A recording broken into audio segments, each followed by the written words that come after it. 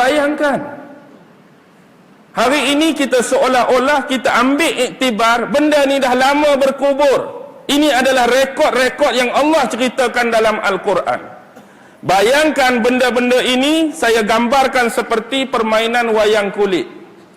Pernah tengok wayang kulit? Wayang kulit dia dibuat daripada kulit lah, nama lagi wayang kulit. Kulit kita lah ni buat dengan kertas, buat dengan manilakat, hak nak main-main tak. Jadi kalau dulu wayang kulit ni watak-watak utama dia siapa? Ada Seri Rama, ada Sita Dewi, ada Pak Dogol, ada Wok Yoh, ada Said.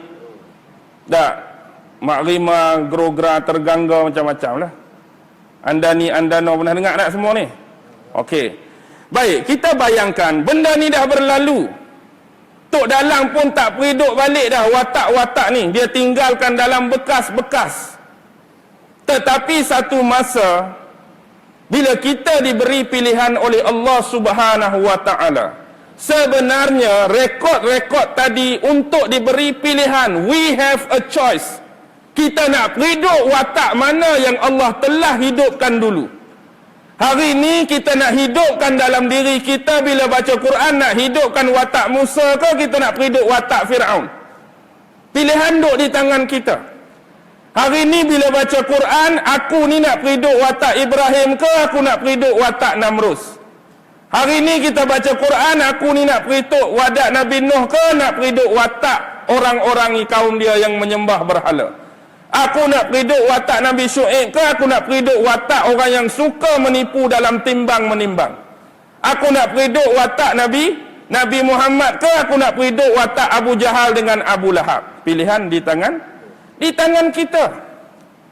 Jadi yang jadi masalahnya, bila wayang-wayang kulit ini sudah lama tinggal dalam sejarah, hari ini ada dah orang yang bagi balik roh dan kehidupan kepada watak ni.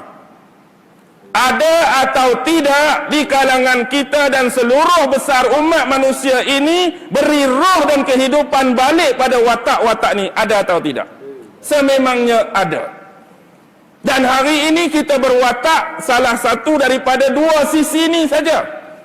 Ada orang pilih watak baik, ada orang pilih watak jahat. Tak kiralah dengan nama apa watak baik yang dia pilih, dengan nama apa watak jahat yang dia pilih, pastinya ada orang yang memberikan roh dan kehidupan kembali kepada wayang-wayang ini. Dan bila dia start jadi Tok Dalang, cerita akan bermula lah. Kita akan berulang balik. Hak lama dah berkubur, hidup balik. Dan inilah pesanan Nabi. Ini pesanan Nabi. Akan terjadinya penyakit-penyakit tadi. Sememangnya kita perlu sedar, antara orang yang terlibat secara penuh dalam setiap lakaran sejarah ini mestilah orang yang diberi umur yang panjang oleh Allah. Sejak Nabi Adam dia dah ada, sampai hari ini dia ada siapa? Siapa? Setan, iblis. Iblis mengenal setiap watak yang dilalui dalam lakaran sejarah zaman dengan cukup baik, kerana dia memainkan peranan dalam setiap watak-watak tadi untuk menyelewengkan setiap akidah, untuk menyelewengkan setiap agama, untuk menyelewengkan setiap kepercayaan. Zaman Nabi Adam, iblis dah ada. Zaman Nabi Iblis pula dah. Minta maaf. Zaman Nabi Idris, ke iblis tak ada? Ada. Zaman Nabi Nuh, dia akan menyamar. Dia menyamar jadi tukang kayu. Bila orang-orang zaman Nabi Nuh bersedih, orang-orang soleh tadi dah meninggal, dia mari, aku juga bersedih sama seperti kamu, kita telah kehilangan orang-orang yang soleh. Tapi aku ni seorang tukang kayu, seorang tukang ukir. Apa salahnya kalau aku ni ukir daripada kayu wajah dan rupa orang-orang saleh tadi sebagai kenang-kenangan? Tu trik awal. Aku ni tukang ukir, aku ambil kayu, aku ukir wajah orang-orang saleh tadi, kita letak tempat-tempat yang selalu dia duk kuliah, dia duk ceramah tu sebagai kenang-kenangan. Mula-mula generasi awal kenang-kenangan sungguhlah patung tu. Bila mari generasi kedua, dah mati generasi awal tak diperingatkan, setan hidup lagi tak? Setan dia hidup lagi, dia mari watak lain pula. Tok-tok kamu dulu pesan, kalau dah ada kemarau ke, hujan tak turun ke, ada musibah, dia suruh ambil bunga, sediakan korban, bubuh ayam sikit-sikit, dia start dah. Siapa tahu hak lain mati dah. Mula-mula lagu tu. Mari generasi kedua meninggal, kalau tu kena sembah lah. Dia tetap hidup, dia boleh reka macam-macam sebab dia melaluinya. Ni dikata belitan iblis. Mari zaman Nabi Nuh cara ni, zaman Nabi Ibrahim cara ni, zaman Nabi tu cara ni, sampailah ni pun Nabi Muhammad meninggal, dia masih terus dengan agenda dia. Dia masih terus lagi. Jadi dia dibantu dengan seorang lagi anak keluar. Allah bagi umur panjang juga. Siapa? Dajjal. Bila iblis bergabung dengan Dajjal, lagilah mantap. Berguak kuat ni tak? Dajjal dari kalangan manusia, anak cucu cicit Adam. Iblis hak sezaman dengan Nabi Adam. Bergabung dua ni nak menjahanamkan manusia, terutama nak mengikis kepercayaan lah. Nak mengikis akidah, nak mengikis agama. Sebab itulah sejak zaman Nabi Adam sampai kita lah ni berapa agama dah? Islam saja dah, tak ada agama lain. Ke ada agama lain? Ada tak agama lain? Kalau tak ada agama lain, ada Islam saja, agak-agak masjid besar ni ke? Agak-agak masjid besar ni ke kalau tak ada agama lain? Masjid kena besar lagi sebab semua orang Islam. Masalahnya berbagai jenis agama dah wujud. Macam mana boleh jadi banyak? Macam mana boleh jadi terseleweng? Sebab kawan tu ada lah. Dia sikit-sikit sipi jadi lagu ni. Dia sikit-sikit sipi jadi lagu nu. Dia ingat hak mula-mula orang start nak menyembah api dulu. Orang start nak menyembah api dulu pasal apa sembah api? Sebenarnya hak geng-geng sembah api ni, geng-geng hak ikut Nabi Ibrahim juga dulu waktu keluar dari bumi Babylon. Tapi mereka berpisah di pertengahan jalan, akhirnya mereka menuju ke bahagian timur. Jadi mula-mula mereka dah berpisah dengan Nabi Ibrahim ni, mereka periduk api. Periduk api mereka tu bukan saja-saja, tapi bila Nabi Ibrahim dah jauh, mereka periduk api tu semata-mata kerana mengenangkan Nabi Ibrahim pernah dibakar oleh Namrus.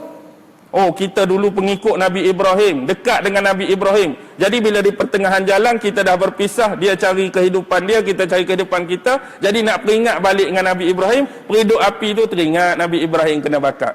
Last sekali, tu mula-mula. Lepas tu generasi seterusnya,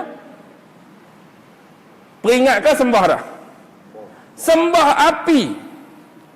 Sebab apa? Hak cucuk tu. Hak kita tak nampak tu cucuk. Cucuk-cucuk jadi sembah. Kawan ni mula-mula buat patung peringat. Cucuk-cucuk-cucuk sembah. Sejarah agama cukup sadis. Kalau kita buka sebenarnya, inti-inti sebenar dalam setiap kitab, pasti dia akan merujuk kepada apa? We have only one God. Hanya satu Tuhan. Hanya satu Tuhan. Yang hari ni jadi Tuhan banyak, hari ni jadi ada unsur Trinity, pasal apa? Sebab mereka nak mencipta kemusyrikan. Biar Tuhan ini ada bandingan. Biar Tuhan ini ada imbalan. Maksudnya bila kita percaya Tuhan, tapi kita percaya ada nama, suatu kuasa, sifat atau zat lain yang menyamai Tuhan hak pertama, dia dah jatuh musyrik. Dia dah jatuh musyrik. Walaupun hari ni kita kata, aku mana mengamalkan Trinity, aku tak mengamalkan Trinity, aku cuma percaya Tuhan yang satu. Tapi dalam keadaan tu pun kalau kita menganggap ada satu unsur, ada satu zat, ada satu kuasa yang menyamai salah satu nama Allah ke, sifat Allah ke, zat Allah ke, perbuatan Allah ke, dia tetap sama. Dia tetap sama. Bahaya atau tak bahaya? Memang bahaya. Sekarang apa yang perlu kita perhati ialah, bila ni pesanan daripada Nabi, ni pesanan Nabi, benda hak Nabi sebut tu kita nak letak kat kita ke kita nak jauh daripada kita? Tak, bukan hak tadi tu. Hak bergaduh, hak jenis suka berseronok, suka bermewah-mewah, suka timbun harta, suka tipu menipu, kita nak cuba jauhi ke kita nak suruh masuk ke kita? Kita nak minta jauh. Ni Nabi pesan. Dan kita kena ingat, setan, iblis, dajjal tahu tak hadis ni? Setan juga tahu hadis ni. Dan bila kita ni nak cuba tutup lorong ini, kawan sebelah sana nak tutup ke nak buka? Kawan sebelah sana nak tutup juga ke nak buka? Kita nak tutup, dia akan buka. Inilah yang kata perlawanan. Kita cuba tutup. Tapi hakikatnya hari ini yang Nabi sebut lebih kepada lorong yang dibuka oleh mereka. Budaya berseronok. Budaya ni tak pernah wujud pun di kalangan sahabat-sahabat Nabi dulu. Seronok tu ada, bukan yang melampau-lampau. Kita hari ni kurang seronok ke terlebih seronok? Dia akan buka jalan terlebih seronok. Cara nak berseronok, dia buat konsert-konsert. Cara nak berseronok, karnival-karnival. Cara nak berseronok, pesta-pesta. Cara nak berseronok, kelab ronggeng. Cara nak berseronok, kelab twist. Cara nak berseronok, kelab dandut. Cara nak berseronok, clubbing tu, clubbing ni. Penuh ke tak penuh tempat tu? Kekosong, tak ada orang pi pun, Ustaz. Kelab saja. Hakikatnya dia lebih besar, dia lebih penuh. Dia penuh. Hatta tikam nombor 4 pun penuh juga. Tikam nombor 4 pun penuh. Sebab itu di antara agenda, kalau kita tengok, bila kita nak laksanakan pelaksanaan hukum Islam sebagai contoh, pasal apa orang yang non-Muslim ni terkial-kial kepanasan? Pasal apa yang lawan sangat? Apa kena-mengena? Tak ada kena-mengena pun. Tapi inilah sebenarnya. Tempat-tempat tadi dikuasai oleh siapa? Tempat-tempat tadi dikuasai oleh mereka. Bila dikuat-kuasakan pelaksanaan hukum Islam, orang kena jadi baik. Laku lagi tak tempat tadi? Laku lagi tak tempat tadi? Aku pergi kan kena tangkap. Aku pergi kan kena tangkap. Last kali bila tempat tadi mula tidak dikunjungi dan diziarahi, siapa yang rugi? Hatu yang mereka takut, bukan keterlibatan tentang hukum. Bimbang tempat-tempat mereka tu akan rugi sebab kebanyakan pengunjung-pengunjung tu pun geng-geng depa tak pi pun. Siapa hadap pi? Kita lah hadap pi masalahnya. Kita lah yang selama ini menguntunkan mereka akibat kelalaian dan kelekaan tadi. Sepatutnya dipenuhi dengan masjid, rumah Allah. Jadi akibat budaya yang kita kata berseronok, apa akan mati? Hati dan jiwa yang terlalu berseronok, roh kita akan mati. Betul. Roh kita akan jadi keras. Tempat nak melembutkan hati dan roh kita mana? Masjid. Tapi bila pi tempat-tempat tadi, roh kita akan jadi keras. Roh kita akan jadi layu, roh kita akan mati. Bila roh mati hanya jasad yang hidup, maka lahirlah apa? Inilah sebenarnya zombie-zombie ciptaan mereka, bukan zombie kampung pisang. Budaya zombie ni dah lama dah. Apa sebenarnya zombie yang mereka nak ialah manusia-manusia yang hidup secara bangkai tanpa ada roh di dalamnya. Yang hari ini berjalan sekali dengan kita, mungkin makan di restoran dengan kita. Manusia-manusia yang jasad saja hidup, roh dah mati. Inilah zombie-zombie yang sedang berjalan di kalangan kita. Tak payah nak lukis bedak-bedak putih, otak. Faham?